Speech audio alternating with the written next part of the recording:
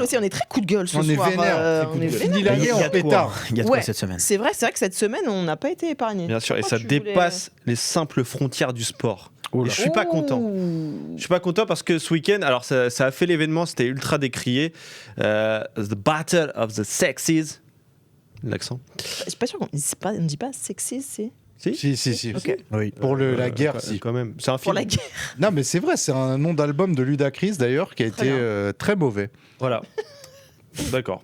Et donc, contexte, rencontre organisée à Dubaï entre Aryna Sabalenka et Nick Kyrgios, donc un homme, une femme qui s'affrontent. Ça s'inscrit dans la lignée de ces batailles des sexes qui ont lieu depuis les années 70 et qui à l'époque avait un vrai impact et c'était vraiment quelque chose d'important pour vous faire une petite reconstitution historique. D'ailleurs, c'est un film que je vous conseille d'aller voir. Je crois que je l'avais mis dans mon top. Avec Emma Stone et Steve Carell. qui relate cette histoire. Et c'était Bobby Riggs qui était à cette époque-là, dans les années 70, un ex-joueur qui avait 55 ans, qui avait gagné 3 grands chelems, ouvertement misogyne, sexiste, qui décriait le tennis féminin, qui était en train de se former. La WTA allait être créée. Et c'était Billie Jean King qui était justement initiatrice de cette création et de cette structuration du tennis féminin. Et Bobby Riggs avait lancé le défi justement au numéro 1 mondial de l'époque de les affronter. Il avait affronté Margaret Court, qui est une légende du tennis féminin. Il l'avait battue. Et ensuite, il avait défié Billie Jean King, qui avait refusé dans un premier temps et qui ensuite avait accepté. Et Billie Jean King avait gagné ce match et elle avait fait avancer la cause vraiment des femmes dans le tennis et du féminisme de manière plus globale. Et on sait à quel point Billie Jean King déjà est une figure vraiment du féminisme mondial et dans l'histoire et ça dépasse le simple quête du tennis. Voilà pour la petite parenthèse. Et ensuite il y a eu d'autres matchs comme ça qui ont moins d'impact. On a un peu reculé là du coup, là. On a fait quelques pas en arrière quand même. Ouais, avec celui-là. Là, Exactement, c'est ce que tu disais Flora, et c'est là où je voulais en venir, c'est que cette rencontre, on l'a monté comme ça. On l'a monté en disant ça va être super pour les jeunes filles. Sabalenka l'a dit, Kyrgios l'a dit, mais c'était que de la com, vraiment que de la com. Donc je voyais qu'on en parlait au tout début dans le chat. Donc quand même sur le papier, t'as la numéro 1 mondial face au 650e, je crois, qui a joué 3 matchs et en perdition. Qui a joué 3 matchs, 6 matchs, je crois, en 3 ans. Qui s'en fout en fait réellement. En plus, il a un jeu en foutisme, Kyrgios, qui est quand même assez déconcertant. Il le cultive en plus. Et on va rappeler aussi que les règles n'étaient pas les mêmes pour les deux. Et oui. Voilà. Et c'est-à-dire que, je ne sais pas si on a à l'image le cours, mais il y avait une partie de cours qui était plus petite pour Aryna Sabalenka le cours, déjà, de 9% parce que ça s'appuie sur une étude scientifique comme quoi les femmes se déplaceraient 9% moins vite. C'est de la foutaise, c'est que de la connerie. Et du coup, ça rendait déjà très moche à l'écran. Oui, c'est vrai que c'était horrible. Et puis, rien que tu pars de ce postulat-là, je trouve ça catastrophique pour la vision du tennis féminin qui avait tout à perdre de cette rencontre. Et d'ailleurs, Aryna Sabalenka s'est inclinée 6-3, 6-3 face à Nick Kyrgios. Qui, tu le disais, déjà qu'il est nonchalant à la base. Ouais. Alors là, hors de forme, il est encore plus nonchalant qu'avant. Et du coup, c'est encore pire pour Aryna Sabalenka. Donc, pour moi, ça a été juste catastrophique. Et d'ailleurs, tous les sexistes misogynes qui dénigrent le tennis féminin se sont régalés en disant, vous voyez, les hommes sont plus forts. Mais c'était même pas la question. On sait très bien qu'un homme qui est 600e mondial et qui a le niveau de Nick Kyrgios, parce qu'on parle pas d'un 650e mondial, un kidam, on parle d'un mec qui a fait une finale de Chelem, tu le disais. Bah oui, on sait qu'il est plus fort que Aryna Sabalenka. Il y avait rien à gagner dans cette rencontre et elle a tout perdu, Aryna Sabalenka, et ça va pas faire avancer la cause des femmes dans le tennis. Arthur. Je suis tombé totalement par hasard sur un échange sur les réseaux sociaux. Alors d'abord, je n'ai absolument pas compris l'histoire du cours, parce que si on le sait pas, et qu'on tombe là-dessus, on se demande où on est. C'est très compliqué. Et donc j'ai regardé cet échange qui était censé être un échange incroyable de cette rencontre. Et en fait, ça m'a fait plus de peine qu'autre chose en fait, parce que t'avais un Nick Kyrgios d'un côté qui était nonchalant fond de cours, à faire l'essuie-glace, à faire mine presque qu'il était en souffrance et qu'il courait après la balle, et en face t'avais une Sabalenka qui elle était sérieuse, qui prenait le sujet à bras le corps à fond et qui galérait. Donc moi, je m'interroge. Ça m'a plus fait de la peine qu'autre chose. Je m'interroge vraiment sur les motivations d'Aryna Sabalenka. Alors, l'argent, au-delà du chèque. L'argent. Voilà. au-delà du chèque. Johan, on sait à peu près. J'ai pas les chiffres, mais ils ont la même agence, tous les deux. Oui. Déjà, Nick Kyrgios. Ils sont représentés par la même personne. Ils sont représentés par la Ils même devaient être contents eux aussi. Ouais, voilà, c'est ça. Surtout eux qui étaient contents. Mais je me dis, on est quand même dans un monde où heureusement le féminisme avance et gagne petit à petit quelques batailles. Là, je me dis, mais quel intérêt en fait pour Aryna Sabalenka de disputer ce match-là encore une fois sous ces conditions-là. C'est-à-dire que même si elle avait remporté ce match, tout le monde aurait dit oui, mais elle a bénéficié de circonstances atténuantes, c'était pas le même terrain, lui il avait qu'un seul service, patati patata. Il y aurait de toute façon toujours les deux n'avaient qu'un seul service. Oui.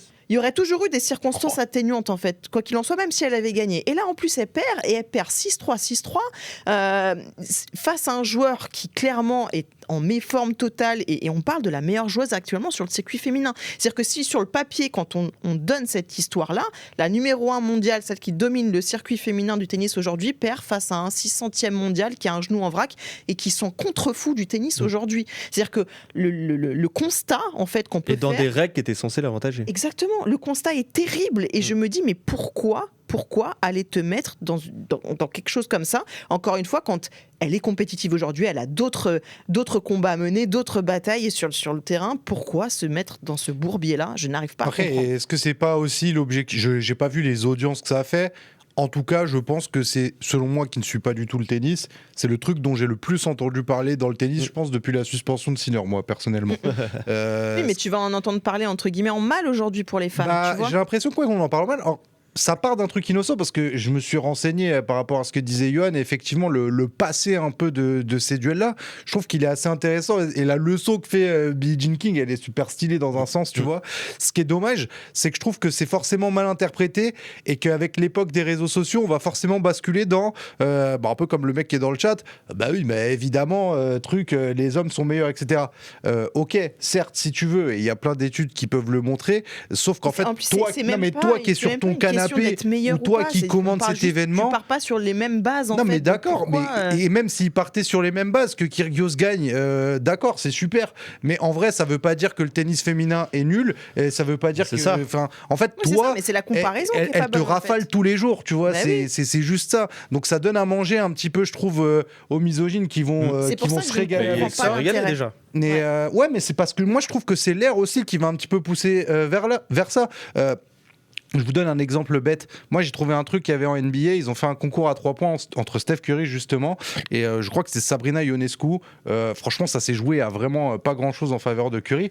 Moi, j'ai trouvé ça cool parce que je trouvais que ça donnait un petit peu de crédit là où les gens diraient ouais, non, mais c'est pas possible, etc., etc. Il y a peut-être pas cette sensation, il y a peut-être pas cette innocence. Les différences sont moins nivelées en tennis, au basket, pardon, qu'en tennis aussi. Ouais, surtout dans un concours à 3 points.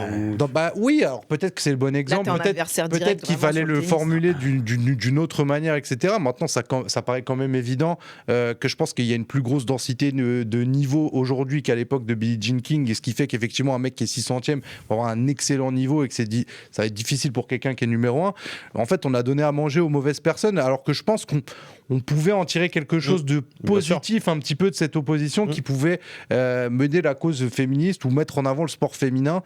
C'est ça qui est un petit peu dommage. Maintenant, moi, ce qui me gêne vraiment comme résultante de ça, c'est le côté où je vais vraiment avoir des personnes comme moi, en fait, qui sont pas des athlètes de haut niveau, qui sont pas des sportifs qui font de la grosse compétition, qui vont avoir quand même la capacité de se dire de manière complètement folle et dérangée, ah ouais, il y a peut-être moyen que même moi je gagne, en fait. Non, en fait, non. Bien sûr. Vraiment, Sabalenka, je pense qu'elle joue main gauche, elle t'explose, mais vraiment sans forcer, tu touches pas une balle, en se cachant un œil. Enfin, il y a même pas de question à se poser. C'est ça que je trouve un petit peu dommage.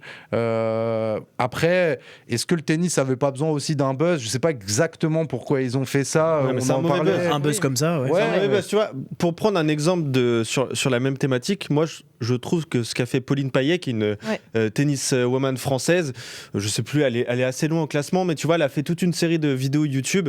Je pense que beaucoup dans le chat ont dû la voir passer. Les différences de niveau. Exactement, elle prend classement par classement au tennis. Donc elle commence par un moins 30, il me semble, et moins 15, et elle redescend comme ça jusqu'à temps qu'un homme la batte.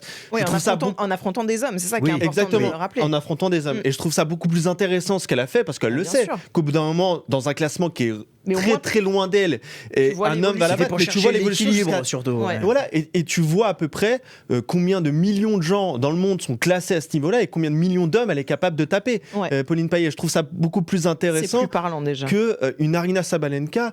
Et t'as raison d'avoir souligné l'aspect nonchalant. Moi, je trouve que j'adore Nick Kyrgios, mais c'était le pire à prendre parce que c'est un mec qui est déjà nonchalant de base et qu'ils te battent comme ça, c'est horrible. L'image que ça renvoie, c'est terrible. Ouais, et puis j'ai regardé surtout le premier set. Le premier set, alors déjà il y avait que des breaks et des débreaks parce que le fait qu'il n'y ait qu'un seul service, il servait à peine et tu sentais que Nick Kyrgios n'avait pas envie de mettre des premières balles, vraiment à 220 km/h que Aryna Sabalenka serait incapable de retourner. Et au moment de conclure, donc je sais plus, il y avait 4-3 pour Nick Kyrgios, il aligne 11 points d'affilée. C'est-à-dire que quand il a décidé d'accélérer, elle pouvait rien faire en fait, Aryna Sabalenka. Même l'image du trophée est un peu dérangeante, je trouve. Bien sûr, de tirer une satisfaction et d'être avec un trophée supérieur à celui de la femme qui est au second plan avec sa fille. Enfin, je trouve l'image de toute façon pour le tennis féminin, c'est très limite quand même. C'est quand même très catastrophique. C'est très limitant.